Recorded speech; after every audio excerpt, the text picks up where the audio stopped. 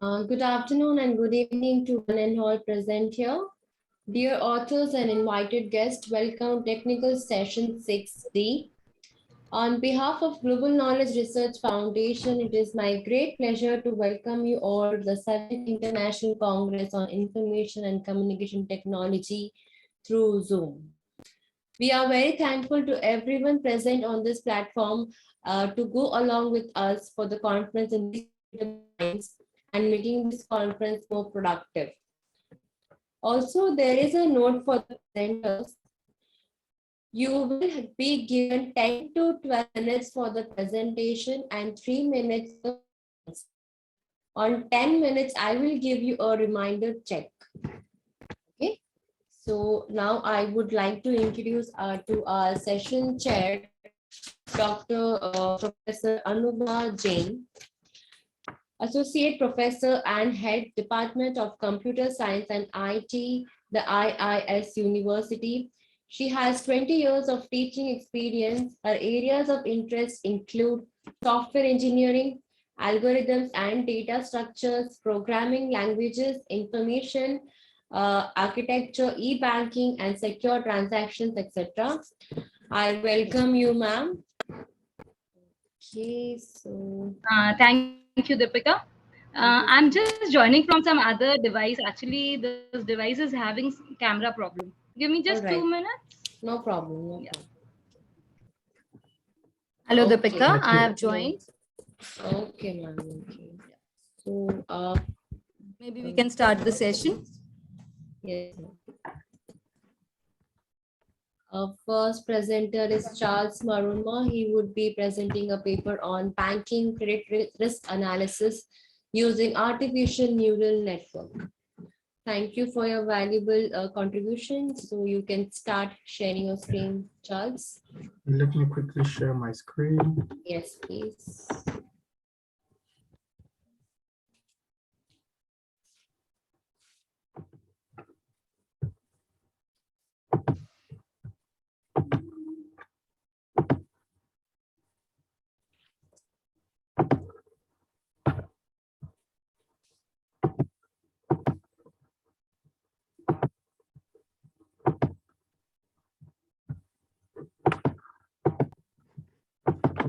Can you see my screen?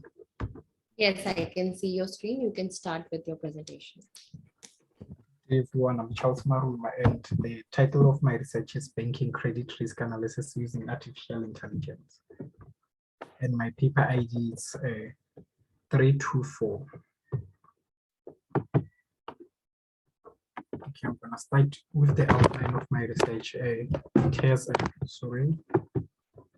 background and motivation, research aim and objectives, problem statement, research methodology, proposed method, followed by results, and lastly is the future work.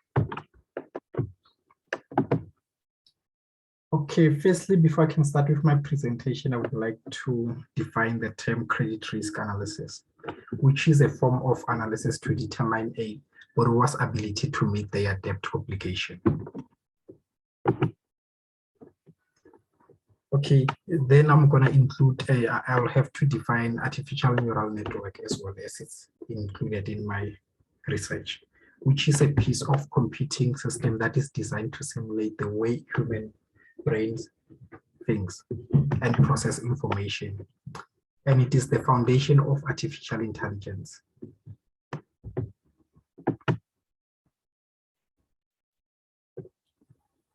Okay, my problems, my background and motivation is that most of the models that we are currently using for credit risk analysis were built from the last decade and do not represent the current environment. So it's actually most important to evaluate the existing models and try to build the new ones to improve the accuracy of prediction.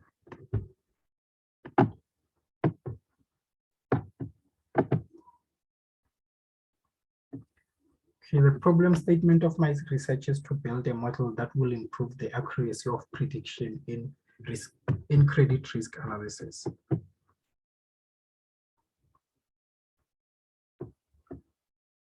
And the research aim and objective is to develop a model that can improve the accuracy of predicting customer defaults.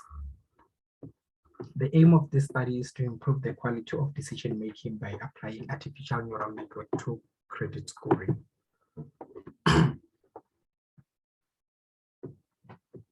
Okay, my research methodology. Okay, the first thing is that we have to get the data before I can do the research. Okay, the data for my research was obtained from the internet. It's just a public available data set. And I applied this data sets to artificial neural network in MATLAB. Okay, now I'm going to take you through the steps of creating a machine learning algorithm to tackle credit risk analysis. Okay, the very first step involves a data gathering. The first thing we need to create a machine learning model is data. So after we've got data, we have to create a target definition. In this case, our target definition is what we call risk. Target definition is what we want our machine learning to predict. And in my research, I want my model to predict risk. Okay, before we can start with that, we have to clean our data. We have to perform what we call a data pre-processing and select variables that are more predictive. And then we can build our model.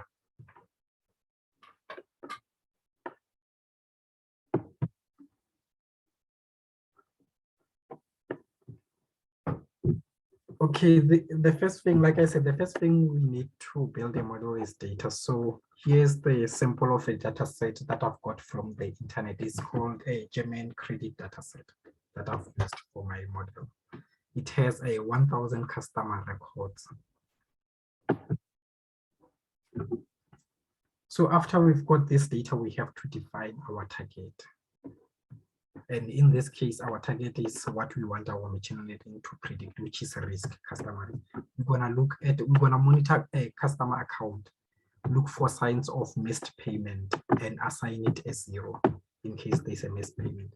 And if there is no missed payment, we're gonna assign it a 1. That means that customer doesn't have a bad credit.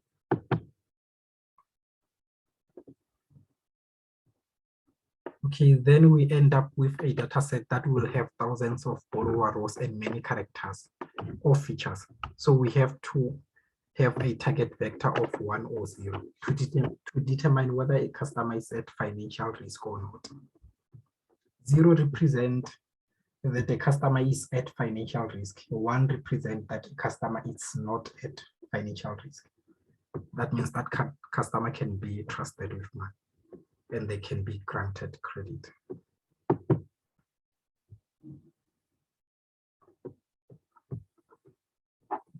Okay, then we have to process our data, which we call this method variable pre-processing. The thing is that data do not come in a way we can use it. So we have to do something about that data. We have to clean it, we have to pre-process it. For instance, we have a categorical variables that have got a label instead of numbers. For example, look at a gender. It has female or male. So categorical variables has got a lot of null values. For instance, we can choose to throw that data away, but at the end, we'll be throwing a lot of data away. So what we can do is that we can try to replace those null values with a random samples. For instance, for gender, we can use 1 to represent male, or we can use 0 to represent female. And rare values, for instance, we can use cities. We convert to numbers. For instance, let's say your variables are the days of the week. Then you can use 1 to represent Monday, then you can use 7 to represent Sunday.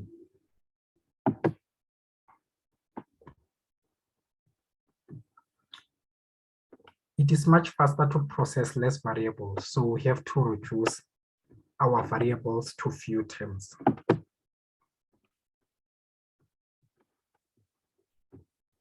Okay, we perform what you call variable selection. So what we're going to do is that we test all the variables one by one. we check if a variable is predictive. If the variable is predictive, we keep it. However, if the variable is not predictive, we drop that variable. We test all the variables and tell if this variable is the most important variable or the least important variable. We keep the most important variables and remove the least important variables. We perform feature, sorry, there's a comment. Okay.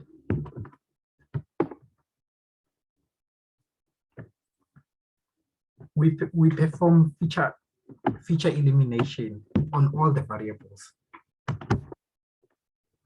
Then we remove the variables that do not improve the performance of the model. We perform it again on the next variable. If the performance drops, then we keep that variable. However, if the performance does not drop, we keep the variable. It means that that variable is important for our machine learning. So we test for all the features until we find a smallest set of variables that has got a higher performance.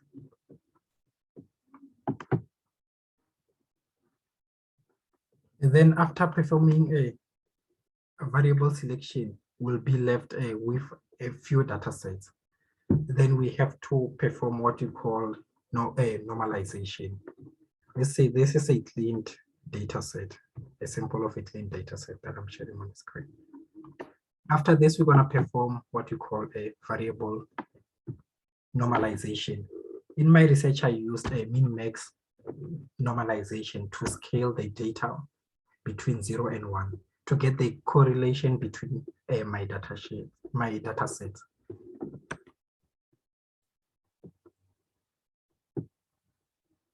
I want my machine learning to predict either 0 or 1, hence I have to perform a min-max normalization so that my data can be scaled between 0 and 1. This is the sample of my proposed method.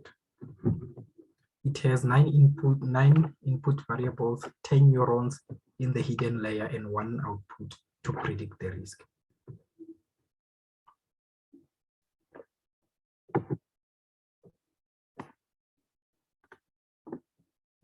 Okay, then what I did is that I compared my proposed method with other existing method. Let's say I compared my ANN model with a logistic regression. And I've got comparison for that. If you can check the root mean square for artificial neural network, it's smaller as compared to the one for logistic regression, which means a artificial neural network is more accurate to predict risk levels.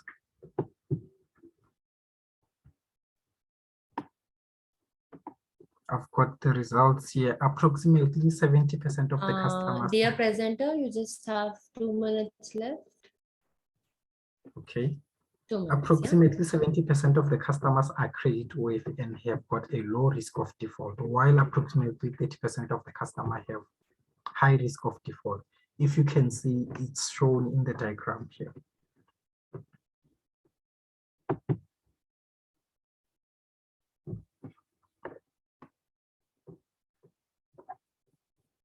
Okay, this is the result for age groups, and this one is for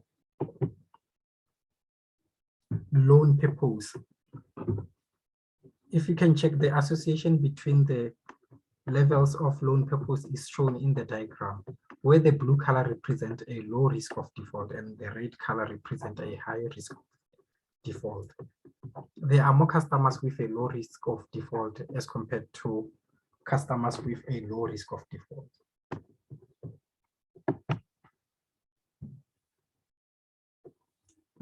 Then the last diagram displays the loan repayment duration in 8 months, between 0 and 80 months. The red color shows that the customer who took credit for more than 40 months have got a high risk of default. The blue color shows that the customer who took credit for less than 30 months have got a low risk of default. Okay, then the future work is I have to perform what is called a model stacking. Model stacking is a technique that will allow me to build another machine learning model on top of my existing machine learning model to come up with a new robust model. that will improve the performance of this machine learning model. Because, okay, the individual machine learning models will be able to capture where each of the models is doing good or where each of the models are doing bad.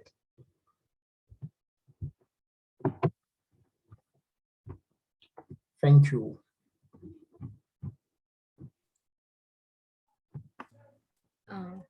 Okay, Charles, can you on your camera?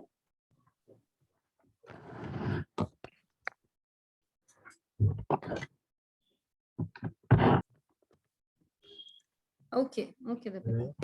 So maybe Charles, my question is, what is the, yeah, hello. It was a good presentation. Okay, thank you.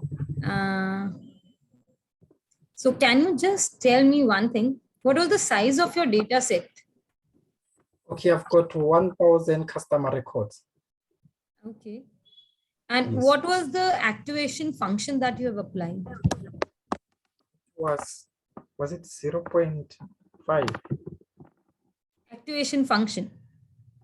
Activation function, I'll have to go back to that, to my MATLAB. Because I've done this research last year when around September. Then I only Okay. get published. Okay, that is fine. Can you just tell me, when you do model stacking, will it affect your time complexity of the algorithm? No, I haven't performed it yet, model stacking. It's a future work. I know that is a future work, but yeah. Can you just analyze and let me know ki while you are using ANN on that and you are doing model stacking, that is using one model upon another, it Yes. might lead to time consumption, more time consumption as compared to what you have done right now? Yes, but it will give me more accurate results. Right. Yeah, in terms of prediction, it will be more predictive as compared to one model. Have you decided upon the models that you are going to use? No, I haven't decided. Oh, on this research, yeah, I've used on this paper, I've used artificial neural network, but for the future work, yes, for the future work, I haven't decided on which one I'm going to use. Okay. Which is the paper that I'm going to be busy with this year. Thank you, Charles. Okay, thank you. Thank you so much. So we'll call our next presenter is Robert. You're here, right? You will be presenting on an analysis of Kepler's cosmographic history for learning the Platonic solids using Mathematica. Okay, you can share your screen, Robert.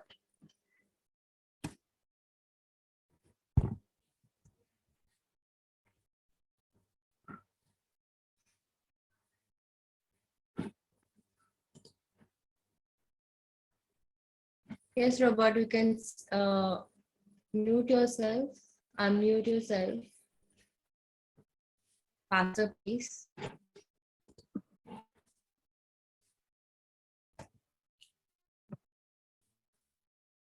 Yes, I can see the slide. Okay. Yes.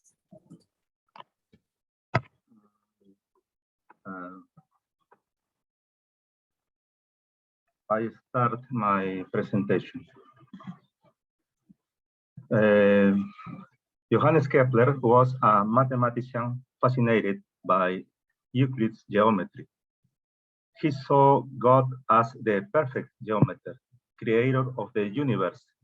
In his attempt to give an explanation to the geometry of the universe, he associated the 5 Platonic solids with the planetary orbits known in his time. He nests them one inside another, and he presented it in 1635. In his astronomy book titled Mysterium Cosmographicum, where he tells us the Earth is the circle that is the measure of everything. Circle is a dodecahedron, the circle that inscribes it will be Mars. In circumscribes Mars with a tetrahedron. The circle that includes that will be Jupiter. Circle Jupiter with a cube. The circle that comprises this will be Saturn. Now inscribe an icosahedron in the Earth. The circle inscribed in this will be Venus. Inscribe an octahedron on Venus. The circle inscribed on it will be Mercury. The reason for the construction of each of the polyhedra can be generated from one of the regular phases, which is assumed to be the support base in the XG plane. Using certain characteristics, the student might be able to observe through the models the presence of polygons parallel to the base and whose vertices belong to the polyhedron. Taking advantage of this characteristic and certain properties, the student will be to program or understand the programming language of the commands.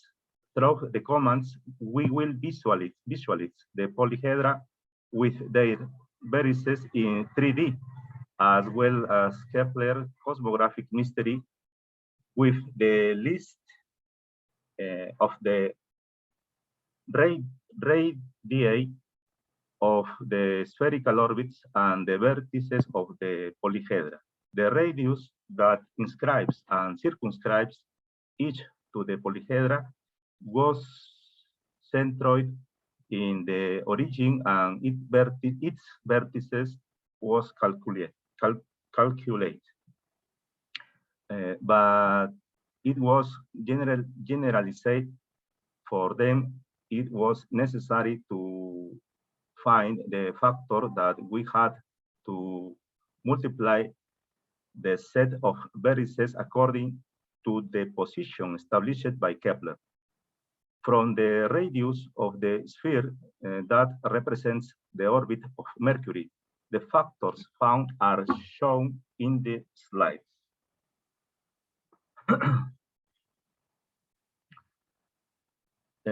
It can be verified that these factors that multiply the vertices coincide with the radius of the sphere that inscribes each of the polyhedra. Students will be able to observe, understand, analyze, and argue the reason for the construction of regular polyhedra and Kepler's cosmographic mystery using the mathematical programming language. In the future, it is suggested to study the harmonic proportion that the beauty of the geometric structure of Kepler's cosmographic mystery exists.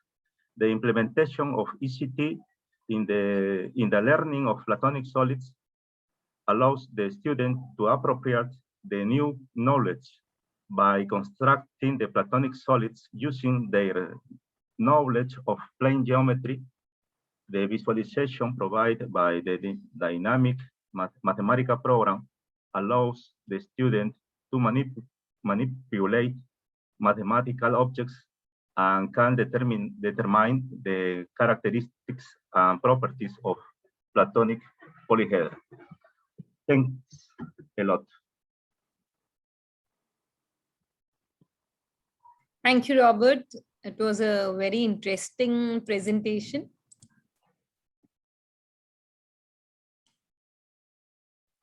Thank you. Thank you very much. It was something which is quite new for us, I think. So can you just tell me that what is the future work that you intend to do? Are you planning to take this work further?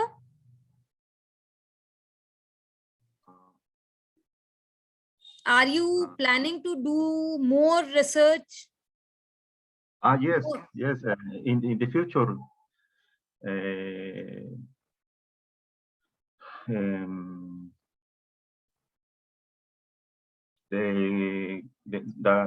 group, the investigation is for the future. Okay. Thank you. Thank you. Thank you.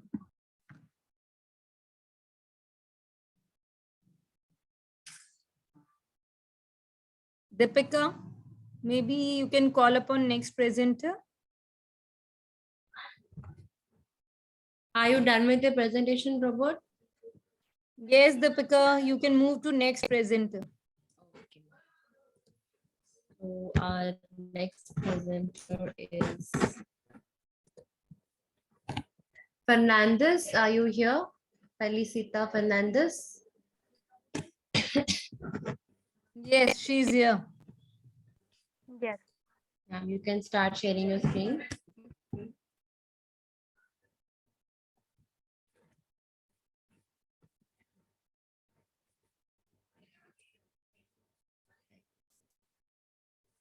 Yes, I can see your screen. Yeah.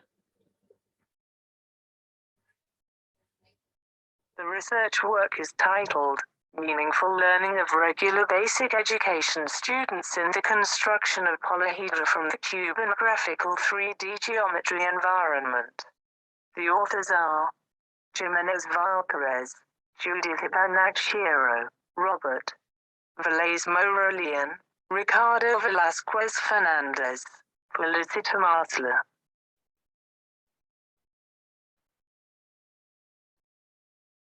There is the presence of mathematics in our environment and in the activities we carry out in everyday life. But not all are evident, nor do all people perceive it in the same way. During regular basic education, it is the teachers who bring mathematics to life in learning. Therefore, it is important that they are able to identify situations understandable by students within nature or in abstract forms. Given the technological advances, ICTs have been incorporated into education, generating a new learning environment due to its pedagogical potential, the easy interaction of the user, and because digital skills are currently required. There is an educational need for the teaching of spatial geometry, because our environment is related to the three-dimensional world. It is important that the student learn to represent and describe geometric solids, highlighting among them the polyhedrons for their structural aspect.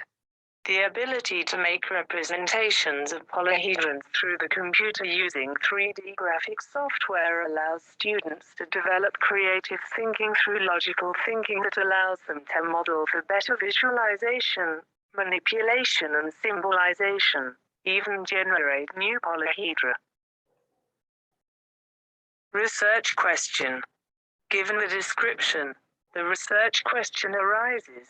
Can students generate new polyhedra from a cube using GeoGebra for its construction, visualization and description of its characteristics? Research objective. Propose a pedagogical activity to generate new polyhedra from a cube using GeoGebra software. But how are these new polyhedrons built from a cube? Step 1. Third graphical view.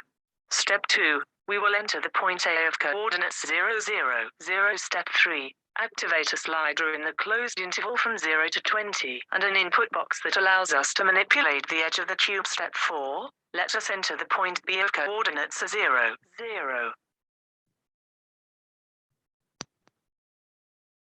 Step 5. We select the points A and B with which the cube is built. Step 6. Using the ratio 1:1 on a given segment, we find the midpoints of the edges. Step 7. We hide the regular hexahedron. The new 14-sided convex polyhedron has the following characteristics: number of vertices, 12 vertices. Number of edges, 24 edges. Numbers of faces, 14 faces. It satisfies Euler's equation, number of faces plus the number of vertices, minus the number of edges equals to 6 squares of side approximately 0.7071 L and 8 equilateral triangles with sides approximately 0.7071 L. The total area of the 14-sided convex polyhedron is the total area approximately 4.7321 L to the power of 2. The volume of the new non-regular convex polyhedron with 14 faces is 5/6 L to the power of 3. The volume of the pyramid is approximately 0.0208 L to the power of 3. Carrying out the same procedure, we generate an irregular convex polyhedron with 26 faces. The characteristics of this new convex polyhedron are number of vertices, 26 vertices, number of edges, 48 edges, numbers of faces, 24 faces. Satisfies Euler's equation, number of faces plus number of vertices minus number of edges equals 2. Using the cube of edge L, the new polyhedron has 24 faces, of which 6 of its faces are squares with sides 0.5 L, 12 are rectangles with dimensions 0.5 L and approximately 0.3536 L, and finally, 8 equilateral triangular faces of side approximately 0.3536 L. The total area of the 24-sided convex polyhedron. The total area is approximately 4.054 L to the power of 2. The volume of the new non-regular convex polyhedron with 24 faces is approximately 0.8230 L to the power of 3.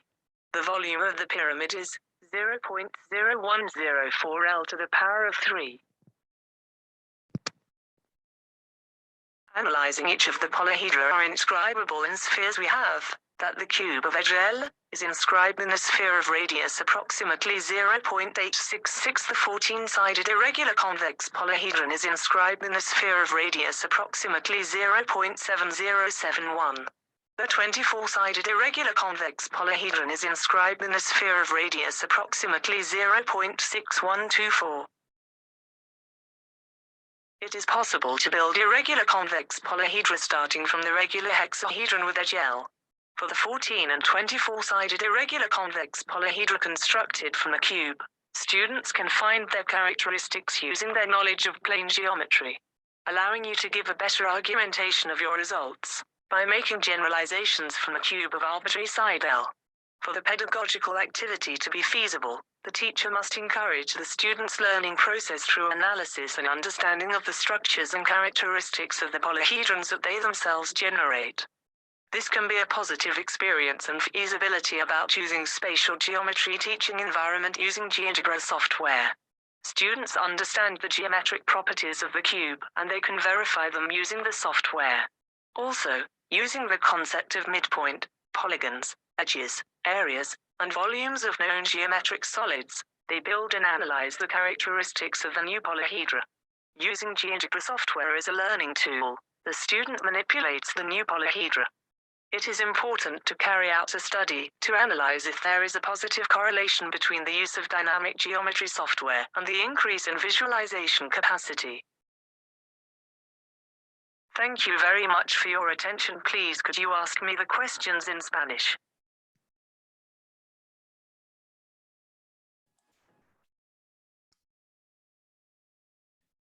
Thank you. No questions from my side.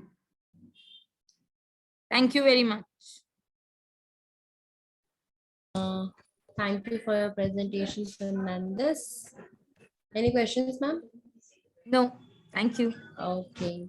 So we'll move on to our next presenter.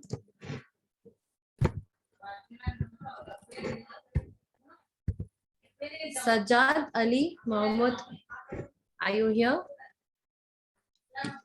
Yes, I am here. Yes, you will be presenting a paper on identification of key criteria of selecting the delivery system and type of contract in construction projects. Thank you for your contribution. You can start sharing the screen. Okay.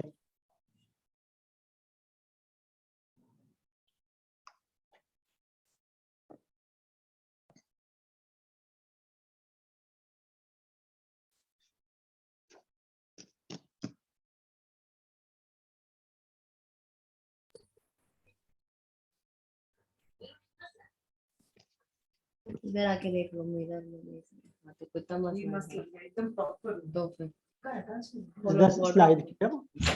वो वाला खोलो yes I can see your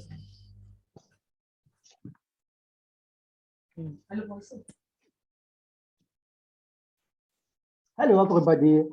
My name is Sajjad Al-Ka'bi from University of Baghdad, Iraq. I am a PhD student in Construction Management Civil Engineering Department. I will talk about our study entitled Identification of Key Criteria of Selecting the Project Delivery System and Type of Contracts in Construction Projects. The presentation structure is divided into introduction, the research method, the aims and results, and QA. Construction projects becoming more complicated, and there are a growing number of elements that contribute to project failure. As a result, a more systematic approach to selecting an appropriate project delivery system is required. There are three issues considered very important for the owner in construction projects and need to honor decisions, such as project delivery system, such as design build, design bid build, and construction management. This study area. Second, procurement method based value, bid, low bid and negotiated and qualification based and sole source. Third, contract type, such as unit price, target price, lump sum, and cost plus fee. This is study area also. Move to the study aims. The present study aims to identify the key criteria of selecting the project delivery system, BDS. Second, identifying the key criteria of selecting type of contract or construction project.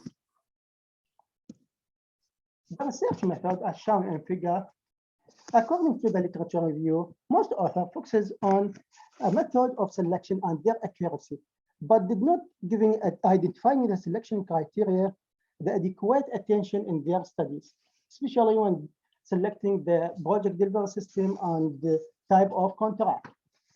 The approach of this study is a qualitative approach. The literature review and the field visit to collect the data and then applying the round survey to identify the selection criteria by a group of experts engineers, and then applying BCA principal component analysis to test and find the possibility to reduce the selected criteria, and then conclude. The Delphi survey to identify the selection criteria, after reviewing all the some related literature and research, visited the related Iraqi government companies and directories. Then, to gather more information about the selection criteria of VDS and type of contract for the construction project. Then applying Delphi survey with a group of experts engineers when conducting to identify the key criteria. The research sent 21 invitations to participants to the Delphi rounds. All the selected samples of experts having experienced more than 15 years in design, supervision, management, and construction projects. So the invitation explains the purpose of study and the number of rounds and the method of distribution, the questionnaire of the Delphi survey for each round. 12 experts responded and agreed to participate. 75% of them from public sector and the academic degree and the field specialization as shown in the next figure. Figure 1 shows 66% of the selected experts having MSc degree in engineering, followed by BSc degree and high diploma. Figure 2 shows 75% of selected experts from the civil engineering, and followed by mechanical engineering and architecture engineering. The first Delphi round depends on the questionnaire form. The questionnaire form includes two parts. Part 1 includes the selection criteria of VDS, and part 2 includes the selection criteria of type of contract. The research used 5 Likert scales and weighted value as shown in the table here in monitor. And then the questionnaire form was distributed to 12 experts that selected in the previous paragraph. And they are, and all experts were asked to identify the important degree for each criterion in both parts, for BDS and type of contracts, with the possibility to add or remove other criteria which consider it very necessary to this study. In this round, face-to-face interview with each participant was conducted to ensure the correct answer. The answers and suggestions of the participant were analyzed carefully by using arithmetic mean, standard deviation, Cronbach alpha, with using the Excel state software. The brief of the results that resulted, the process of the Delphi survey for selecting the criteria of BDS, as shown in figure here. In the first round, 15 criteria are input in the first round, and output only 50 criteria. Alpha Cronbach 0.821. In the second round, 15 criteria are input and the 13 criteria are output. In the third round, 13 criteria input, 13 criteria also output. As shown, the results from the third round with the result from the second round are similar. This indicates that there is a consistency in experts' answers between the second and third rounds, and there is no need to go to the fourth round of the survey. Also, the final selection that resulted for the BDS, as shown in table 2, 13 criteria ranking from the highest importance to least. While the results of the survey were identified the selection criteria of type of contract. In the first round, 13 criteria and 11 criteria out, Alpha Cronbach 0.908. In second round, also 11.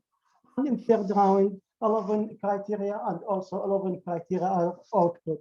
This result is similar between the second and third round. This also indicates a consistency in experts' answers and no need to go to the fourth rounds. The final selection criteria of construction contract type are shown in table 3, ranking also from the highest importance to the least. After that, we applying a principal component analysis BCA to the answers of experts in the third round of the Delphi survey. For test the selected criteria and find the possibility to reduce these selected criteria that resulted from the Delphi survey. BCA extracts the most valuable features with the factor pattern coefficient of more than 0.3. KMO test must be completed before the BCA may be performed. KMO can tell whether the data is accepted to do the BCA. When the value of KMO is less than 0.5, this refers to unaccepted data to run the BCA. The results for applying the BCA show that all value, the results of applying BCA for the selection criteria of BDS show that the KMO for all selection criteria was 0.528. After applying the BCA, the results show that there are two components shown in here. Two components have eigenvalue more than 1. We depend on these two factors to reach the optimal solution and get the factor pattern for the selection criteria. The selection criteria of all the selection criteria of BDS with each factor pattern depended on the two components as shown in the figure, the previous figure. All factor value are more than 0.3. This indicates that all selection criteria are valuable and there is no possibility to reduce because the factor pattern for all is more than 0.3. While The value of KMO for the selection criteria of construction contract type was 0.4821. This results refer to unacceptable data to run the BCA because the value of KMO less than 0.5. So the final selection of criteria identified from the Delphi survey stayed without any reduction. We concluded that there are very few studies that outline the selection criteria of VDS and contract type, instead of the fact their high effect on the success of the construction project. The selected panel of experts in the survey was suitable and reflected the good views as shown in the when applying the BCA. Finally, this selection criteria will help the decision makers to ensure effective decisions on selecting a suitable VDS and construction contract type in construction projects. In future studies, this study recommends using these selection criteria of VDS and type of contract with one of the modern multi-criteria decision-making methods like AHB, ANB, or TOPSIS in a real live example to test this and take the benefit from this selection criteria. Thank you for your attention. If there are any questions, I'm ready.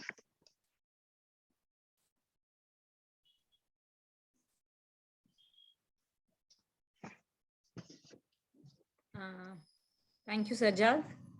It was Thank you. definitely a new domain where you have applied Delphi survey.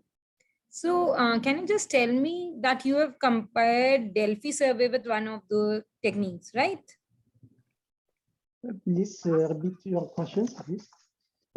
You have compared Delphi survey with one of the techniques. In this study, we used the Delphi survey and then applying BCA, principal component analysis, to test the results that resulted the results from the Delphi survey. And then we concluded these results stay without any reduction to validate the Delphi survey and benefit from the Delphi and experts who participate in this survey. Have you planned to compare it with some other method too? In the future, we maybe use these results with the other methods to comparing and take the benefits from this study. Okay, thank you. Thank you. Thank you for your presentation, Sajjad. So we will move on further. We have our next presenter.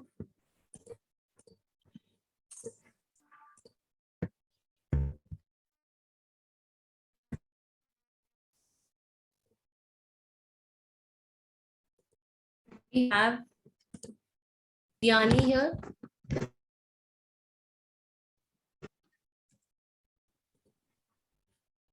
No, ma'am, we don't have her.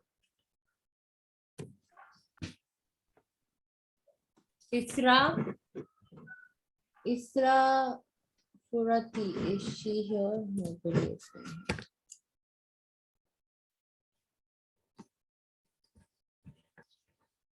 So we'll just wait for 5 to 10 minutes. If we have our presenters, we'll move forward.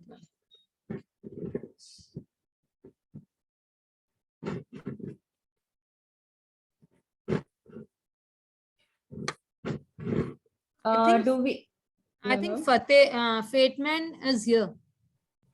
His video is on to me. Maybe he can present. Fatima, no, he's not in our schedule. He's not in our schedule. Okay. We are waiting for Ziani and Isara.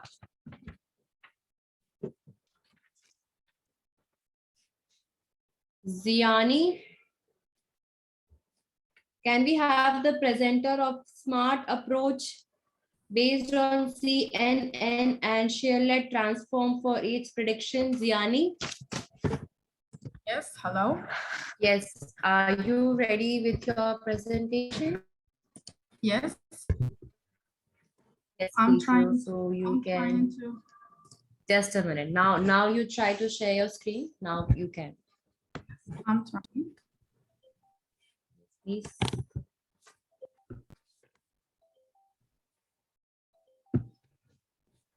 Yes, I can see your screen.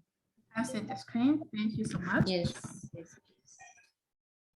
So good afternoon, everyone. I'm excited to have this opportunity to be able to virtually present the finding from my research, which was a smart approach based on Charlotte transform and convolutional neural network for age prediction. My name is Shayma Ziani. I'm a PhD student at Ibn Tufayl University in Morocco. So today I'm going to present our work according to this plan.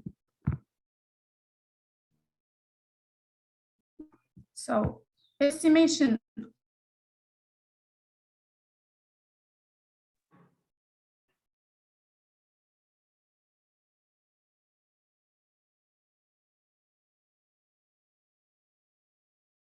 and human-machine interface.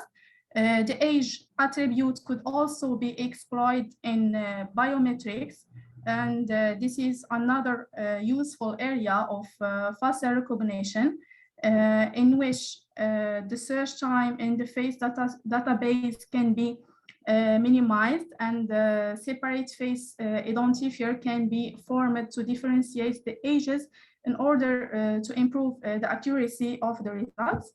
Target advertising is used to display relevant advertisements for the person viewing the billboard based on attributes such as age. For example, the billboard may choose to display wallet or a handbags in the case of a woman or a man are detected, or games or video games if a child is detected. So to increase the gains of these applications and to exploit the max their functionality, it is necessary to improve more the methods of recognition of age. Sorry for the interruption, Siani. You're not moving the slide. The slide is just on the first screen. Sorry? The slide is not moving. You are still on the first screen. Okay, and now? No. No. It's still on the introduction page. Really? Hmm. Now? No. It moves or not?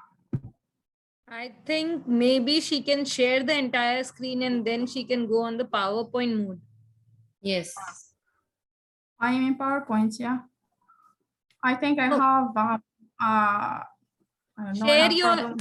Gianni, share your entire screen. Again, share. Okay. Stop Okay. sharing.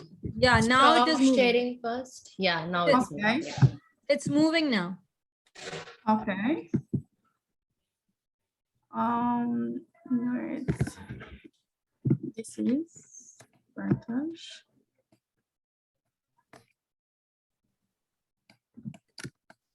So now? Yes. Just scroll up and down so that it can be checked. Okay. So we are in our proposal. That's good. I am in my proposed approach. You see the screen now? Yes, We I can see your screen, the but slide. can you move on screen so that we can get to that? You can move the screen or not? Just try moving to the another slide as well. So it's good now? No? Okay, when you need to, yeah, right. Now you can continue. Like this? Yes. Okay, that's good. So I can continue now? Yes, you can continue. Okay, so this is the approach that I proposed based on Charlotte transform and CNN, convolutional neural network. As you see, we have two-step training step and the testing step. As we know, the recognition rate in this system of age estimation from a facial photo based on a CNN is strongly related of the learning phase because a larger and richer sample of the face photos from the learning phase will offer a better recognition rate in the testing phase. So in the training phase, we first propose applying a hard cascade for face detection to eliminate any unnecessary information in the images. Then we do a pre-treatment. So at this level, we convert the photo from an RGB color to a gray level to reduce the calculation time and complexity. Following a step is applying Charlie transform and detected faces to extract important features by dividing the image according to many direction and scales. Then we get several images in different orientation for each image. Those will be used as an input in our CNN. And the last step is the automatic features extraction and classification using CNN.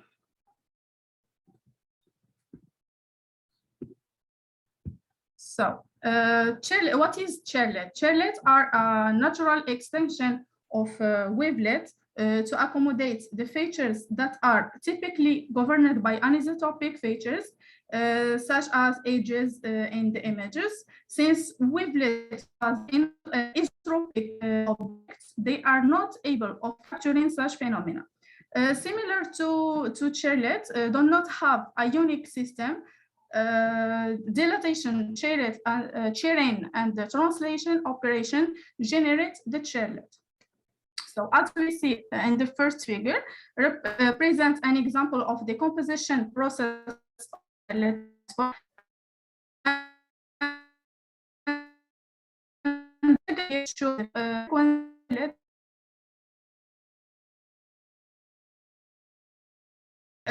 chairlet capture a coarse representation in the input image, while high-scale chairlets capture a fine representation of the input images.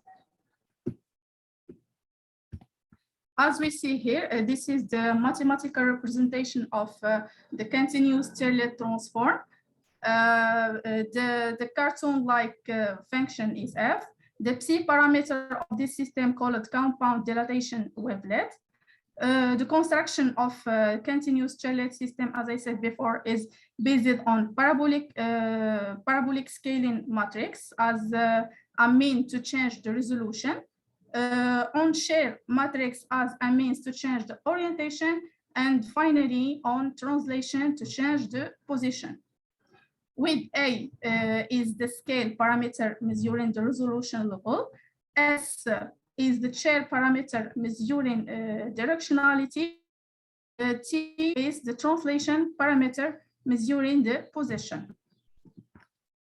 And by sampling the continuous chairlet transform on an appropriate discrete set of scaling, share, and translation parameter, we get the discrete chairlet transform. We are where A parameter associated with the scale index G and S parameter with the index of orientation K, and the T parameter with index of position M.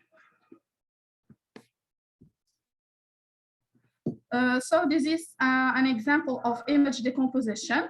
The image were decomposed into two levels.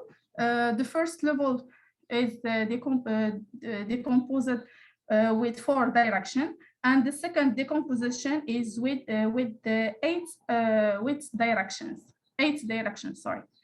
So after the decomposition of the image, a feature matrix is constructed from this chair coefficient and use the classification stage to classify the age of tested face. So as we know, the convolutional neural network is composed of several layers divided into 2 levels. The first level allows the extraction of characteristics from the input image.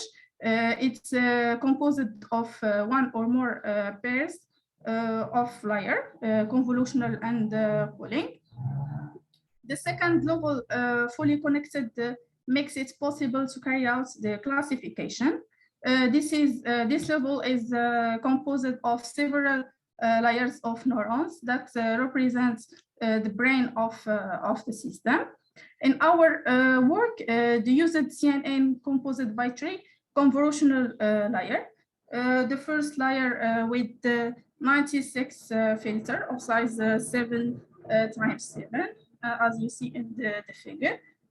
And then we apply a function called ReLU, and the second function called max Boolean layer with the 3 times 3 as a max value, and one fully connected 512 neurons. Sorry.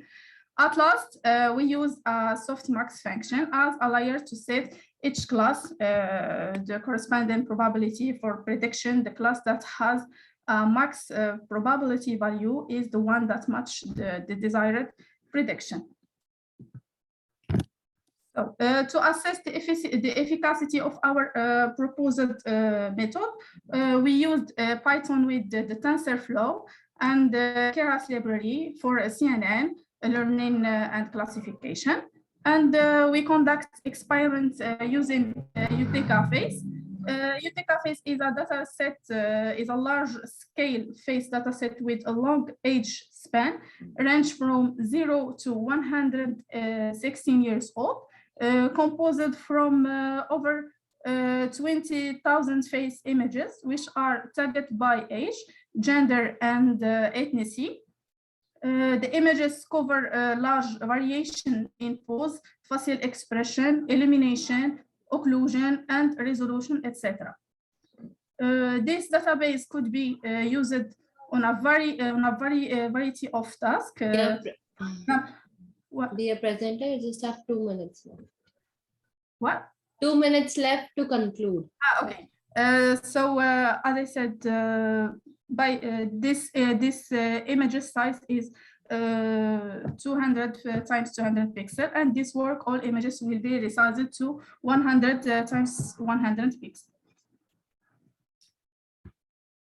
So in our comparison study, we have directly compared our proposed approach with the CNN in order to determine the added value in a basic CNN environment to show the real recognition rate of our proposed approach. The obtained result of this study showed that the Chile transform the Chile transform layer taken as the first layer of CNN played a very important role in the training phase. This can be clearly seen in the figures through the value obtained. In first figure, the obtained accuracy rate clearly shows that even if the sample used is in the training phase is small, our approach ensures better accuracy rate compared to the CNN one. This is due to the Chile transform, which generates several coefficients from an input phase photo. This coefficient will be the input data of the CNN, and therefore this will enrich the training sample. Similarly, the second figure clearly show this added value ensured by our proposed solution by minimizing the loss rates. So, as conclusion, in this paper, we proposed a solution composed of CNN and Chile transform. The aim of our proposal is to determine from an input phase photo the age of the person with better precision. The capacity of our solution to improve recognition rate is due to the use of Chile transform, which generates from each facial photo images several coefficients, which will represent the input vector of the CNN, and so increase the size of the CNN input samples, which enrich the training step. The pre-extraction of features with the discrete Chile transform make it possible to take advantage of useful information from the face. The CNN's power to classify input data ensure a good level of recognition. And we are working now to apply this approach to improve the face sketch recognition rates. So thank you for your attention. If you have any remarks or idea that will enrich my work, I will be grateful. Thank you so much for your presentation, Ziani. Hello, Ziani. Thank you. Hello. Yeah, it was a good presentation and you are doing a good work. Thank you so much. I have one question. Have you tried to get it verified through industry? Have you proposed the solution to industry? In the street. Industry. Industry. No, I didn't. I didn't do it. No. No. So But my suggestion is you can get your results validated by proposing the solution to some kind of corporate house. You can identify a few. What? That What's will the last word that you said? I didn't hear. You can get it validated through some industries, through some software firms. Yes. Okay. Maybe okay, they can use your work and verify it, right? Okay. It will help you in completion of your research. I will try to do it.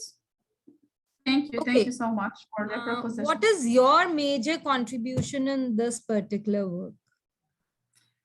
And this, as I said, my contribution is the use of transform with the CNN.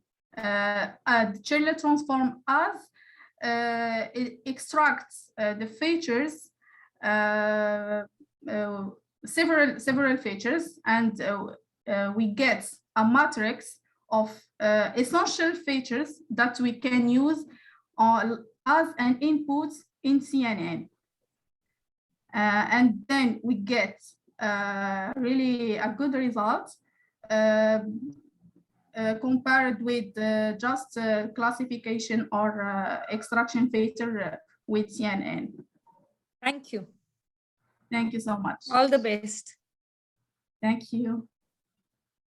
Thank you so much. Thank you. Thank you. So we have our next presenter, Isra Al-Fruti. Are you here?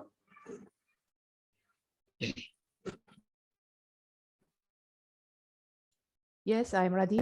Yes, yes. You are presenting a design and implementation of a low-cost weather stations meter. Yes, thank you for your contribution. You can start sharing your screen. Okay, I will share my presentation. Yes, please. Is it clear? No, the screen is not visible yet. Yes, I can see your screen and I can hear you as well. Please. Okay, start. I will start now. Yes, yes, please start. Thank you. Our paper title is Design and Implementation, a low-cost weather station meter by إسراء صبري, عبد الأمير, فاطمة كاظم العصفور, أثيل كاظم عبد الزهرة. Our outline of this paper is introduction, outdoor weather meter system, indoor and outdoor weather meter system, result and discussion, and finally the conclusion. First of all, our introduction to this paper. Today, the weather condition, humidity, and temperature are very important issue for a human because it makes them updated with any frequent weather condition. Usually, the weather station, our daily life, is built in a very large size, bulk, and consume a more power consumption, which offer a limited reliability. The aim of weather monitoring system is to detect, record, and display various weather parameters such as temperature and humidity. The proposed system is used to calculate the weather, hot, cold, wind speed, humidity, temperature, and dry in an indoor and outdoor environment in order to monitor and control the weather conditions. The system is simple and easy to implement, which consists of two parts. The first part is used only in the outdoor environment, and the second one is used in an indoor and outdoor environment. Our first system is weather meter system. In this system, the proposed system is used to calculate the weather, hot, cold, wind speed, humidity, temperature, and dry in an outdoor environment in order to monitor and control the weather conditions. This system is easy to implement and very simple hardware components, such as the DHT11 sensor, which is used to measure the temperature and the humidity. The rain sensor that is used to sense the rain in the weather, and the encoder connected with a fan to calculate the wind speed. All these components are connected through the Arduino microcontroller to display the result on the LCD 16:4 screen as shown in this figure. When the power is switched on, the sensor initializes reading the weather status and send the result through the microcontroller to the LCD screen to display the weather condition. The suggested box is small and simple with easy to implement property. The initialization is started by pushing on this switch, and the lid is lighted when the operation is ended. The switch is pushed off and the lid is off. Now, this table 1, by studying the result on this table, it is found that in Monday, the range of temperature is about 31 to 42. The range of wind speed is about 14 to 25 in the morning, 22 to 25 in the afternoon, 9 to 40 in the evening, and 18 to 25 in the night. While the humidity in this system is about 9 to 20 in the morning, 7 to 9 in the afternoon, 9 to 40 in the evening, and 14 to 90 in the night. Rain case is only occur when the humidity is high.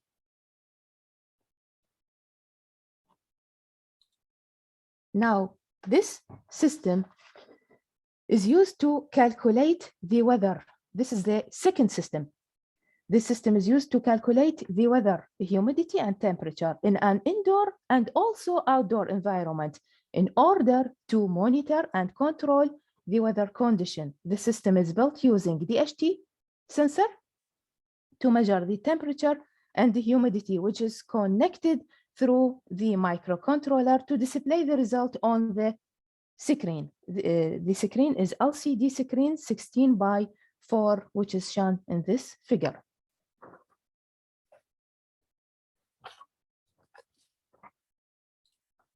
Now, weather station model for indoor and outdoor environment. When the power supply is switched on, the DHT sensor read the weather state and send the result to the Arduino microcontroller to display the result on the LCD screen, and then the lid is on.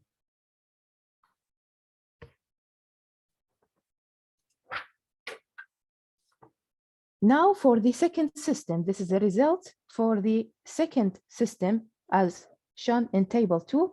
In the outdoor environment, there are two conditions to be calculated, which are results obtained in the sun and the shadow. It is found that the range of temperature is similar to that obtained by the first system, and its range about 30 to 43, and the humidity is about 9 to 22%.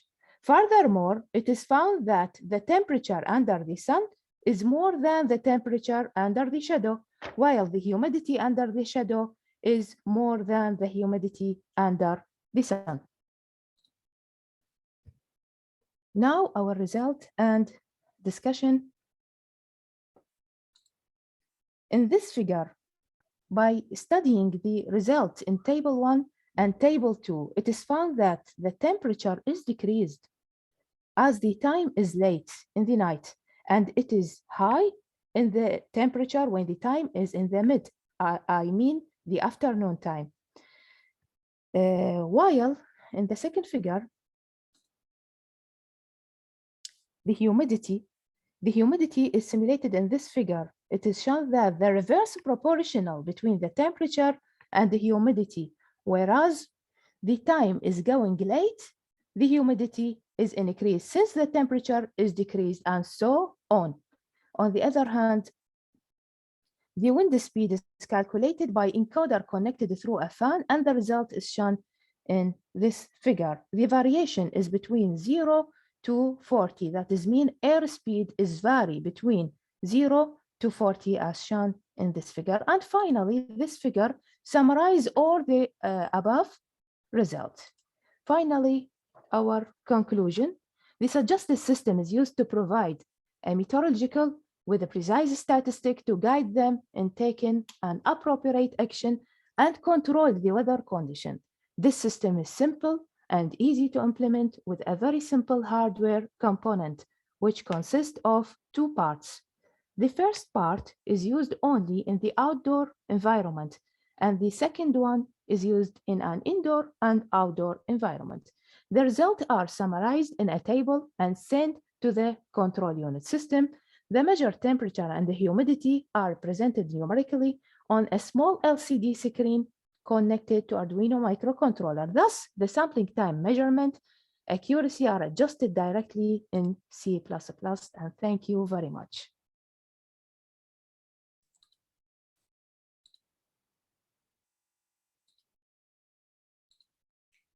Okay, thank you, Dr. Isra. Thank you, Mr.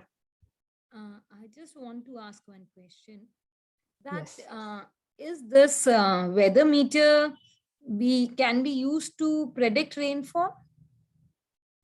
No, it cannot be used to predict. It is used to control the weather condition. I mean, it is used to calculate the weather condition in a real time, not to predict or expect the weather condition. Okay, so my question is, then when we have the weather meter inside, that will be more useful rather than having it outside? The system used in the outside is used the wind speed. In the inside room, there is no wind speed to be calculated. So I suggest two systems: in the outside, wind speed and the dry rain sensor, but inside a room or inside environment indoor, there is no rain. So I cannot put a rain sensor to the system. Also, there is no wind speed, so I cannot use an encoder to calculate the wind speed in this system. Okay, so what will be the use of rain sensor in the device that has been kept outside? The rain sensor I use is to expect if there is any rain in the weather. So the system tells us about any water there is in the weather conditions. So the device should be covered, or it can be placed somewhere in open? No, it is open to anyone, and it is put in the outdoor or indoor. And if the raindrops are falling on the device itself, will it work? No, it is waterproof sensor. Okay, thank you. Thank you, Doctor. Thank you so much. Thank you so much. So Thank that you. is the end of this technical session. I sincerely thank our authors for their excellent presentation and contribution in this session, and all our participants for being a part of this international conference. I hope this session was informative enough. All the presenters would be getting their certificates within 2 working days, and the publication will be live within 5 to 6 months. I also thank our session chair, Anubha Jain, for chairing the session. Thank you so much, ma'am, for your presence. A token of appreciation on behalf of Team ICICT and Global Knowledge Research Foundation. Thank you so much. Thank you very much. Thank you so much, ma'am. Thank you. I would request all the participants to on their camera for a quick snapshot.